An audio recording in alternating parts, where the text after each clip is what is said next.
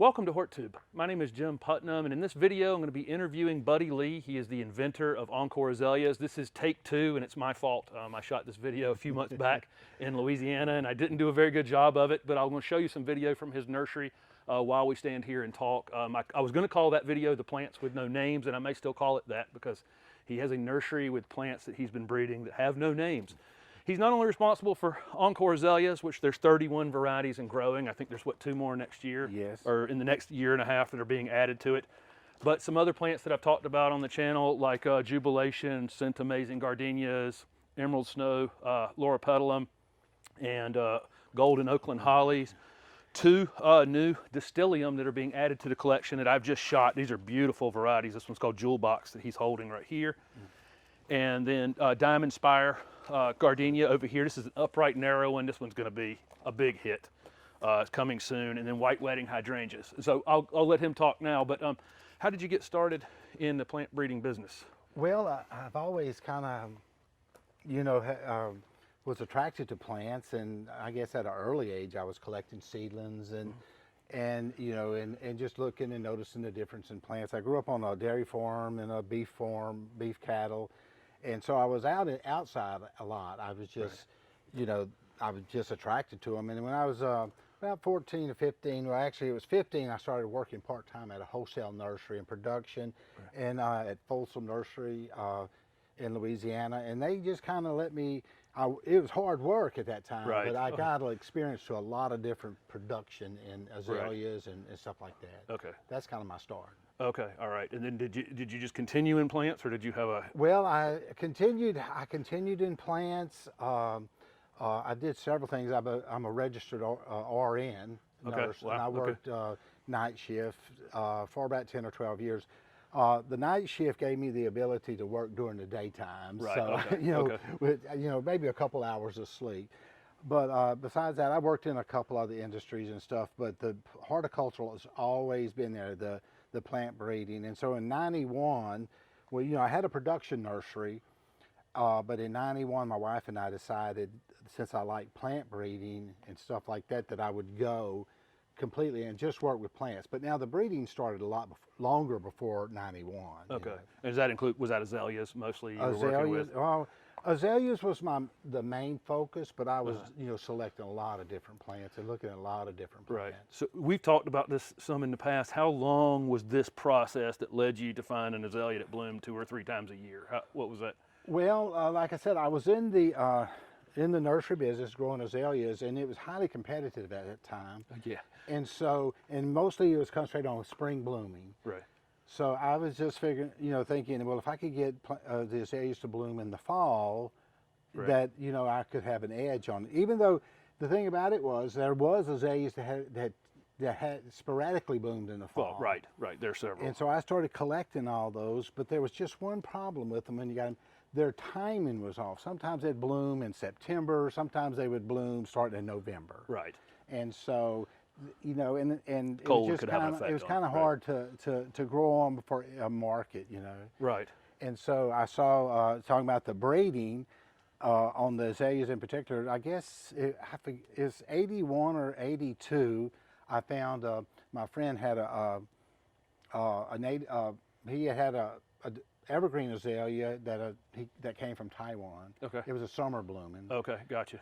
And when I saw that, it was summer. Was it summer blooming there, or just summer? When you got it here, it was summer blooming. Summer blooms here. Oh, okay. He got just a small little cutting, but by the time I saw it, the plant was this tall, and it was in July, and it was in full bloom. Oh, okay. And he really didn't like azaleas that much. Right. And I was like, and and actually that was your aha moment. Right. I actually took flowers with pollen and went back home and started crossing with the plants that I had been collecting that had a tendency to bloom in the fall. Okay. So you used the summer blooming one with the fall blooming one. And that kind of started combining the genetics there. Right. And now there's 31 of them, and some of them are low growing, and some of them look more like traditional older. Just like this plant here, this is autumn ivory. Yeah. And it's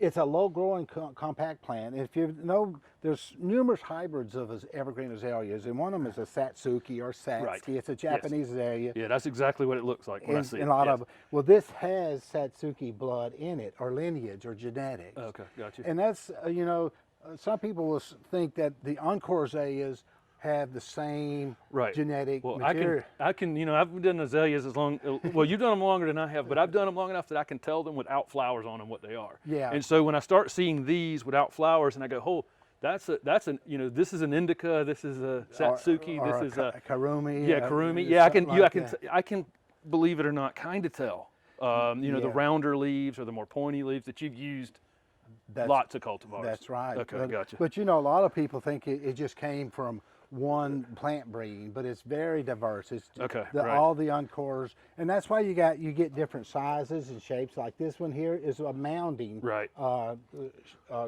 Mounding dwarf plant. Right. Some of the others will get 5 foot tall. Right, or, yeah. You know, yeah, 5 feet it's tall. quite vigorous. Then, Right. Another thing I've noticed is the timing of the spring flowering might be several weeks different, or fall flowering. Yes. And so I have 7 varieties in my yard, so I almost always have flowers by having that many That's of right. them. You will get different start times in the spring and even in the fall. But between the varieties, you can get different bloom times showing Right. up. Right.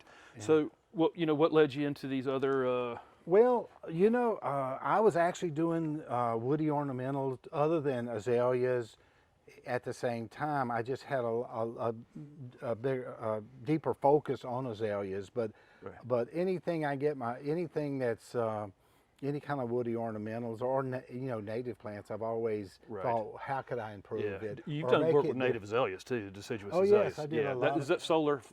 So the solar flash Is series. yours? Okay, yeah. Yeah. I've got 3 of those in my yard, and the foliage is the main thing I've noticed on those is the foliage. You picked, Right. the foliage has looked great even into the fall, and all my other ones have been. Defoliate. Oh yeah, by August they're kind of tired, and Right. yeah, these have looked good right into the fall. Yeah. So That was a fairly large breeding program within itself. right, I've seen it. It said I've seen how many of them, tens but of we've only thousands of released seedlings. like 4 or 5. Yeah.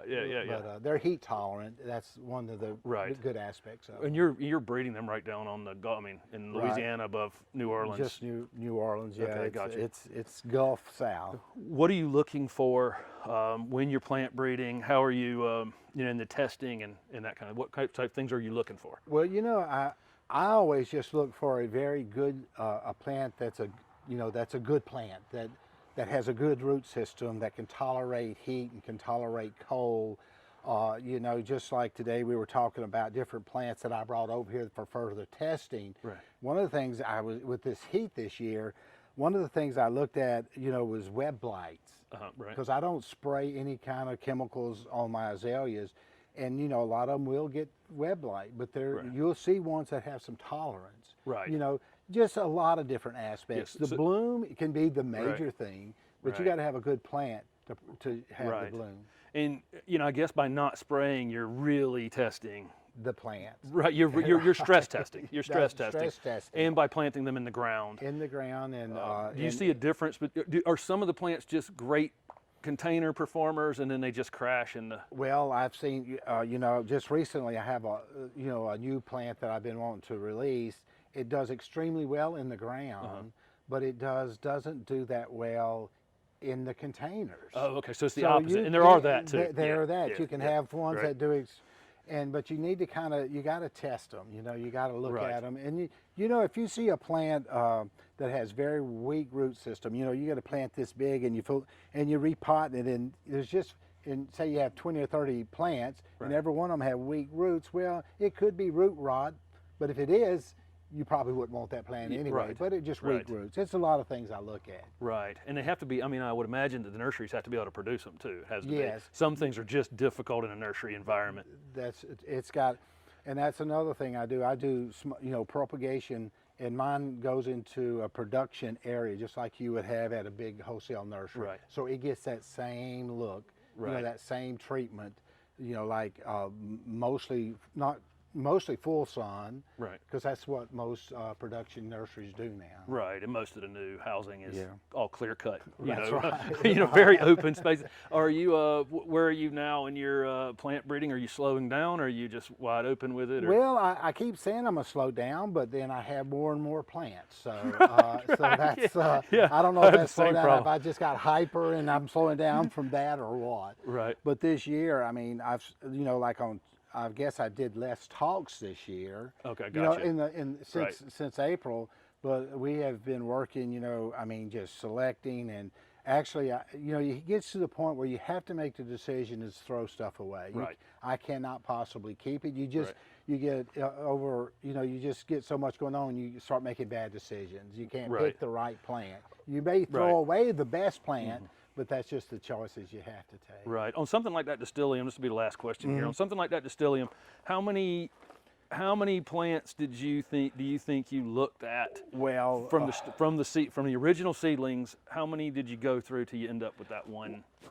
well, there was I can't remember, but it was a few thousand Thousands. seedlings. Okay. With these, and I really like this form. I like the. It's a great plant. It's a beautiful plant. I like that almost metallic cast that's on the Yeah. leaves, and I'm still working on Distylium. Yeah, I saw it when I was there in the spring. You had a whole greenhouse full of seedlings. That's right. Yeah. The first time I got Distyliums was in the '80s, and Right. I showed a few people, and everybody said no. But Right. you know, times have changed, and Yeah. people really like Distylium. It's a Right. tough plant. It is a tough plant. And It's there's a some tough at the plant. J.C. Ralston Arboretum that Yes. are older ones, and then I know Durr was working with them, and Yes. everybody was, the real plant geeks knew it early on. This was going to be a winner. We just had to find a way to make it look like a consumer plant. Right, And that one that's definitely right. looks like a consumer plant. It's a perfect little boxwood. Yeah. So Yeah, that's a neat little plant. it is. It is. Well, thank you very much for Thank you. doing this for part 2. So Okay. yeah, and I appreciate it. Good to see you again. Good to Look see you, forward to man. seeing you in the future. Yes. Okay. Thank you. Thanks for watching, guys. Buddy Lee, the inventor of Encore Azaleas and many other plants from the Southern Living Plant Collection.